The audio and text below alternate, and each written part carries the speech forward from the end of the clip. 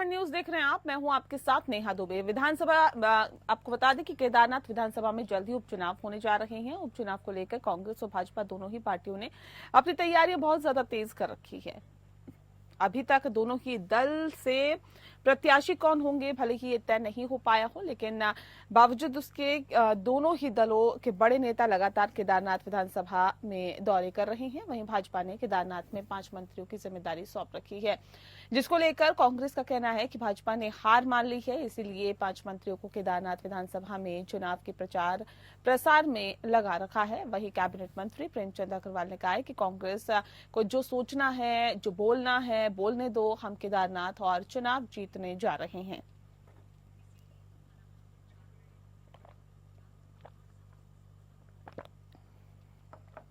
तो बता दें आपको कि देहरादून में जो सियासत है वो अपने चरम पर है। उपचुनाव होगा और बताया जा रहा है कि उपचुनाव जो है वो केदारनाथ विधानसभा में जल्द ही होगा।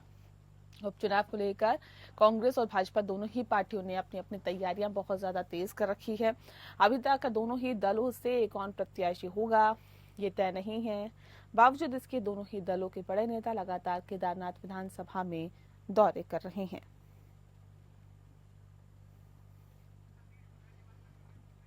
सतीश कोठारी ज्यादा जानकारी के साथ हमारे संवाददाता सीधे हमारे साथ फोन लाइन पे जुड़ गए हैं। सतीश, जानना चाहेंगे कि केदारनाथ में चुनाव होने से पहले ही जो सियासत है वो अपने चरम पर है, दौरे पर दौरे हो रहे हैं। ऐसे में प्रत्याशियों पर से जो पर्दा है वो कब तक हट सकता है? देखिए, केदारनाथ चुनाव में अभी कोई वो नहीं हुआ कि कौन प्रत्याशी भाजपा का होगा, कौन कांग्रेस का होगा, और हो सकता है तो 1-2 निर्दलीय भी जरूर होंगे। केदारनाथ वो सीट है जो इस समय बहुत ही चरम पे प्रचार प्रसार चल रहा है, और जिस तरीके से देखा जा रहा है कि भाजपा से आशा नौटियाल, भाजपा से मनोज रावत, भाजपा से 1-2 और कैंडिडेट, वो पूर्व विधायक उनकी बेटी, जो 3 लोग चरम पे तैयारी कर रहे हैं। वहीं कांग्रेस से पूर्व विधायक मनोज रावत हैं और 1-2 लोग हो रहे हैं जो पूरी तरह से तैयारी कर रहे हैं, जो और साथ में उनके संगठन के लोग अपनी अपनी तरफ से पूरी तरह से तैयारी कर रहे हैं। वहीं भाजपा की बात कर रहे हो तो भाजपा ने 5 मंत्रियों को वहां पूरी तरह से तैयार कर रखा है कि यहाँ जो बद्रीनाथ में हसर हुआ भाजपा का वो केदारनाथ में हो। तो इसको लेकर लगातार भाजपा तैयारी कर रही है।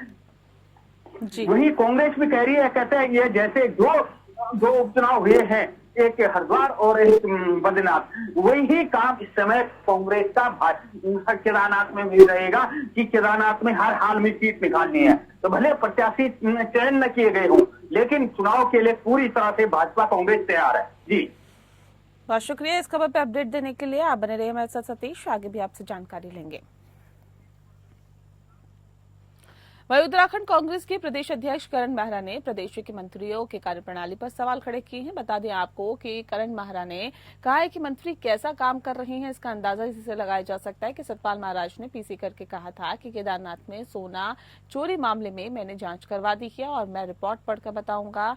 अब आप अंदाजा लगा सकते हैं कि जिस मंत्री ने पिछले 1 साल से रिपोर्ट ही नहीं पढ़ी वो क्या काम कर रहे होंगे। दूसरी तरफ आपको बता दें कि धन सिंह रावत है जो कि जिनके विभाग में दुनिया भर का भ्रष्टाचार हो रहा है। सतीश कोठारी ज्यादा जानकारी के साथ लगातार हमारे साथ बने हुए। सतीश, अब भ्रष्टाचार को लेकर भी जो कांग्रेस है वो भारतीय जनता पार्टी को घेरते हुए दिखाई दे रही है। बात करूं तो भ्रष्टाचार की इस समय जो है मुख्य मुद्दे उठे हुए हैं बद्रीनाथ केदारनाथ का सोना और गणेश जोशी वाला, जो कि आय से अधिक संपत्ति वाला मामला है।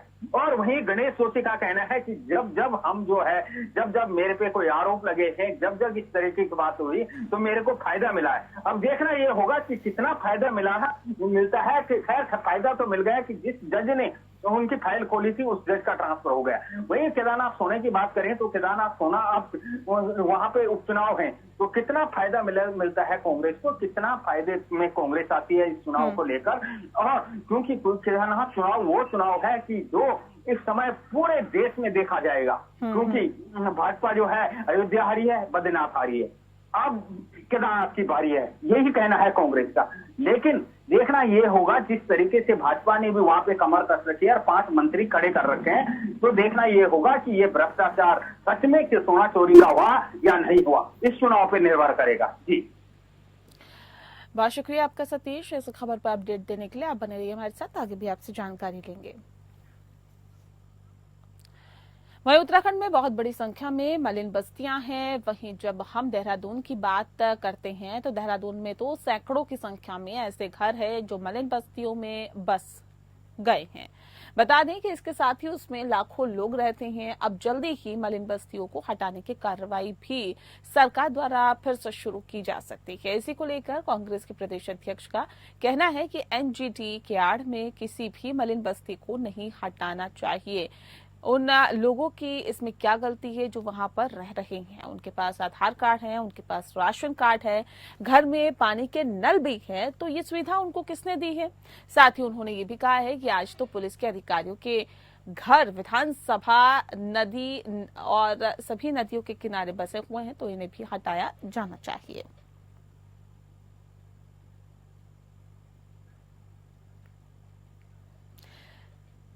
सतीश कोठारी हमारे संवाददाता ज्यादा जानकारी के साथ सीधे हमारे साथ बने हैं। सतीश, मलिन बस्तियों को लेकर उनको उजाड़ने का मामला जो है वो एक बार फिर से तूल पकड़ता हुआ नजर आ रहा है, क्या कुछ जानकारी है आपके पास?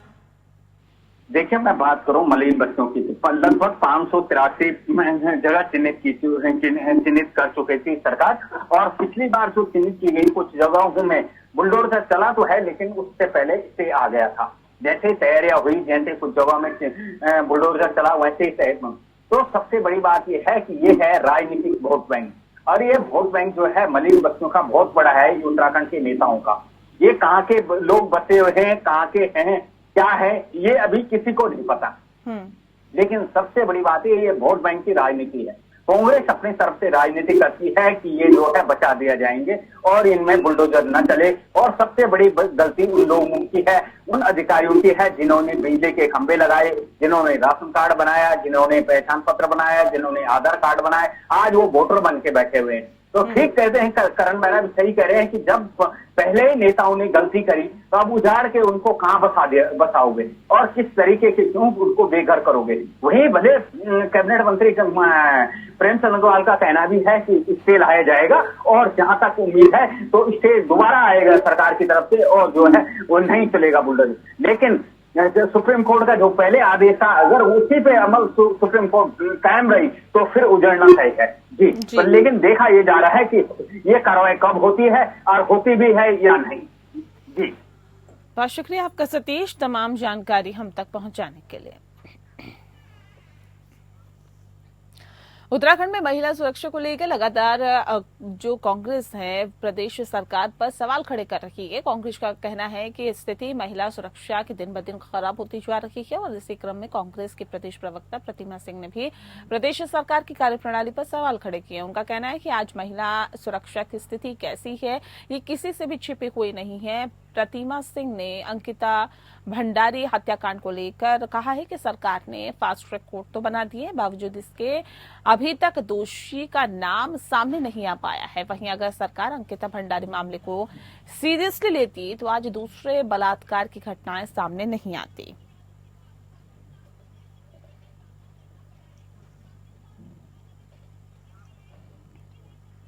विश्व पर्यटन दिवस के अवसर पर एक होटल के सभागार में उत्तराखंड के राज्यपाल लेफ्टिनेंट जनरल गुरमीत सिंह द्वारा लेखक संजय कुमार IAS द्वारा लिखित पुस्तक bird in and around Mussoorie पुस्तक का विमोचन किया गया।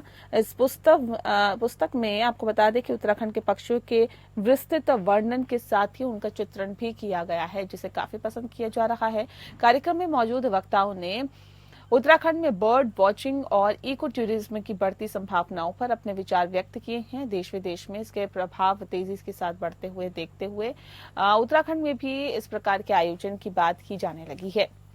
इस अवसर पर महामहिम राज्यपाल लेफ्टिनेंट जनरल गुरमीत सिंह ने कहा है कि विश्व पर्यटन दिवस के अवसर पर पुस्तक का विमोचन किया गया, जिसमें मसूरी के आसपास 150 पक्षियों के चित्रण और वर्णन किया गया। उन्होंने कहा कि इस प्रकार के लेखन से पर्यटन को बढ़ावा भी मिलेगा।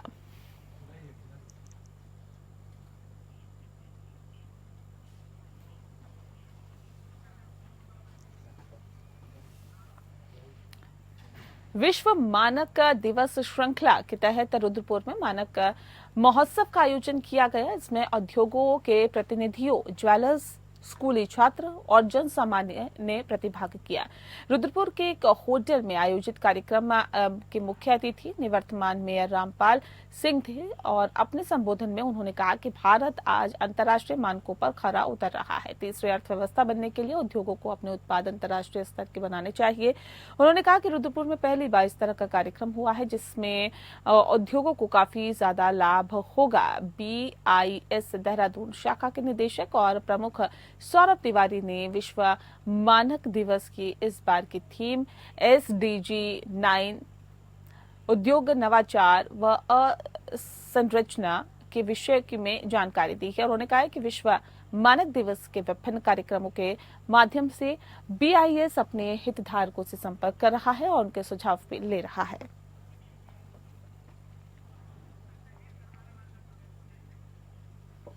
तो अंतर्राष्ट्रीय स्तर के उद्योगों के उत्पादन का यहां पर कार्य शुरू करने की बात की गई है। भारतीय मानक ब्यूरो ने मनाया है मानक महोत्सव। ज्यादा जानकारी सत्यजीत सरकार हमारे संवाददाता दे रहे हैं। सत्यजीत, जानना चाहेंगे आपसे इस आयोजन का मकसद क्या रहा और कितना लाभ इससे होता हुआ आपको लग रहा है दिखाई देगा भविष्य में? अंतर्राष्ट्रीय जो हो रहा है उद्योगों के उत्पादन के लिए, जहाँ पे एक्चुअली ये देखा गया कि उधमसिंह नगर में जो पंतनगर सिटकुल में यहाँ विभिन्न कंपनी के माध्यम से लोग वर्कर में काम करते हैं, उसमें वर्कर काम चलते हैं, जिसमें सभी जो कंपनी के जो मैनेजमेंट है वो वहाँ पे पहुंचे थे। वहाँ पे पहुंच के जो मजदूरों के लिए सबसे फायदा देखने को मिला, जो मानक दिवस के अवसर पर जितने सिटकुल के जो कंपनी है उनके जो मैनेजमेंट वो पहुंचे थे, उनको यह साथ में वार्ता की गई है, जिसमें स्कूली जो छात्र छात्राओं के लिए, बाकी वो ज्वेलर्स के लिए, बाकी अगर बात करें सिटकुल के लिए, वहाँ पे एक वार्ता की गई। उनके लिए कई यहाँ पे योजना लाए गए हैं, स्कूली छात्रों के लिए हैं, बाकी जो स्कूली जैसे ITI हो गया, पॉलिटेक्निक हो गया, विभिन्न तौर के जो स्टूडेंट के लिए एक लाभ मिल रही है उसमें। और बाकी अगर बात करें जिस प्रकार से अगर बात करें सिटकुल में उन बच्चों के लिए कि आगे कामयाबी के लिए की बात की गई है और इस स्थान पर अर्थव्यवस्था देखने के लिए, उद्योगों के उत्पादन के लिए अंतर्राष्ट्रीय से लगातार जिस प्रकार से कार्य चलते देखने को मिल रहे हैं। लेकिन वो पहली बार देखने को मिला कि जिस प्रकार से देखा जाए कि सिटकुल में सभी यहाँ पे लोग पहुंचे हैं, बाकी बड़े बड़े स्कूल से, विद्यालय से वहाँ पे लोग एकत्र होकर बैठक की गई है। लेकिन अगर बात करें BIS देहरादून के शाखा के निर्देशन पर, ये सौरभ तिवारी ने विश्व मानक दिवस पर इस अवसर पर थीम SDG 9 उद्योग यानी 9 उद्योग जनसंचार के माध्यम से इस दिशा को जानकारी दी है।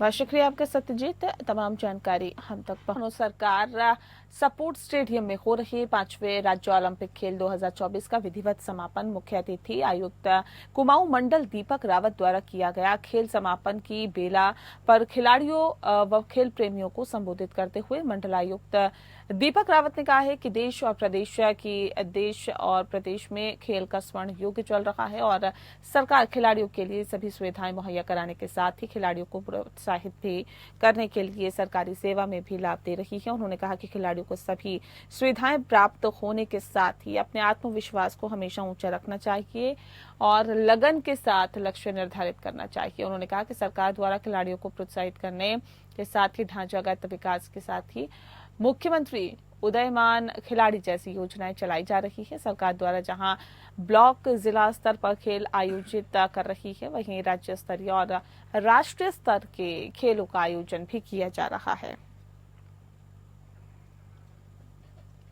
तो देश और प्रदेश में जो खेल है उसको आगे बढ़ाने का कार्य किया जा रहा है। 5वें राज्य ओलंपिक खेल 2024 का विधिवत समापन हुआ है।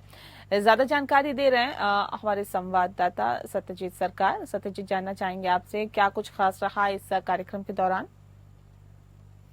बता दी, ये मनोज सरकार स्टेडियम में ये 5वें राज्य ओलंपिक खेल का यहाँ पे आयोजित किया गया था, जिसका कल समापन भी किया गया है। लेकिन अगर बात करें इसमें मुख्यमंत्री पुष्कर सिंह धामी खुद यहाँ पे पहुंचे थे शुभारंभ में। अगर बात करें सांसद के अजय भट्ट, वो भी मौके पे पहुंचे हुए थे। और कल समापन में इसमें जो आयुक्त कुमाऊं मंडल दीपक रावत वो भी पहुंचे थे इसमें, जिसमें खिलाड़ी में यहाँ पे 22 खेल जनपद में ये उधमसिंह नगर में आयोजित किया गया था, जिसमें 33 खेल प्रतियोगिता किया गया। 33 खेलों का वहाँ पे मैच हुआ था। अगर बात करें यहाँ पे 6000 से ज्यादा यहाँ पे खिलाड़ी यहाँ पे प्रतिभा करने के लिए पहुंचे थे। लेकिन अगर बात करें दीपक आयुक्त जो कुमाऊं मंडल है दीपक रावत, उन्होंने जो खिलाड़ी हैं उनको लिए आश्वासन दिया कि सबसे मेन चीज देखा गया कि अगर कोई भी जो हार जाते बच्चे उनके लिए बात कही गई है कि जो हारने पर भी वो हार ना माने, वो निराश ना हो। यानी बात यही कही गई है कि अगर हार से जीत हासिल करनी, यही हम सबसे बड़ी बात है कि हमारा सबसे ज्यादा कोशिश अपना जो हार मत मानना हमेशा के लिए, उसमें कोशिश इस तरह से करना कि हमारा स्टेट के साथ हमारा पूरा भारत का नाम रोशन करने की बात कही गई है दीपक रावत कुमाऊं के माध्यम से। अगर बात करें इसमें मैच खेल के लिए कि ये जो मनोज सरकार स्टेडियम में जिस प्रकार से यहाँ पे मैच कराया गया, जिसमें ये प्रदर्शित करने के लिए सरकारी सेवा में भी लाभ देने की बात कही गई है। जो भी खिलाड़ी हैं सरकार के माध्यम से लाभ देने के लिए बात कही गई खिलाड़ियों के लिए। जी, बहुत शुक्रिया आपका सत्यजीत, तमाम जानकारी हम तक पहुंचाने के लिए। सरोवर नगरी नैनीताल मां नैना देवी मंदिर में 68वां दुर्गा पूजा महोत्सव आज से 12 अक्टूबर तक आयोजित किया जाएगा। दुर्गा पूजा महोत्सव के लिए तैयारियां जोर शोर से की जा रही है। इसमें समिति सदस्यों ने अपनी अपनी बातों को रखा है और दुर्गा पूजा महोत्सव को भव्य बनाने के लिए रणनीति तैयार की है। यहाँ मां नैना देवी मंदिर परिसर में मां दुर्गा की मूर्ति का निर्माण कार्य शुरू कर दिया गया है। हर वर्ष की भांति इस वर्ष भी दुर्गा पूजा महोत्सव का आयोजन किया जाएगा। यहाँ सेवा समिति हॉल में नगर के विभिन्न संगठनों से पहुंची महिलाओं के साथ ही बैठक की गई है। महिलाओं ने बताया कि कलश यात्रा, सांस्कृतिक कार्यक्रम और पूजा में सभी लोग बढ़ चढ़कर हिस्सा लेंगे। साथ ही मेला और मंदिर परिसर में स्वच्छता का विशेष ध्यान रखा जाएगा।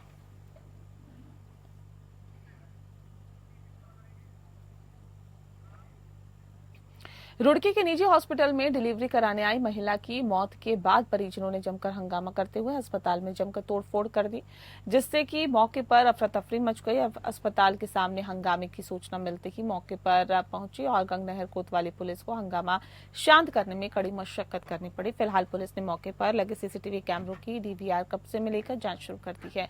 दरअसल रुड़की के गांव इमली खेड़ा गांव निवासी कविता की डिलीवरी होनी थी, जिसके चलते महिला को शहर के एक निजी हॉस्पिटल में भर्ती कराया गया था। आरोप है कि अस्पताल के डॉक्टर ने 2 दिन पहले महिला की डिलीवरी कराई, जिसके बाद महिला पूरी तरह से स्वस्थ भी थी और आरोप है कि इस बीच आज महिला की अचानक तबीयत बिगड़ने लगी और अस्पताल के डॉक्टर ने लापरवाही बरती, जिसके बाद कविता की मौके पर ही मौत हो गई। गुस्साए महिला के परिजनों ने मौके पर पहुंचकर अस्पताल में जमकर तोड़फोड़ की। सूचना मिलते ही भारी पुलिस फोर्स को मौके पर तैनात कर दिया गया और खबर है कि जाने तक भीड़ काफी ज्यादा अस्पताल के सामने धरने पर मौजूद रही।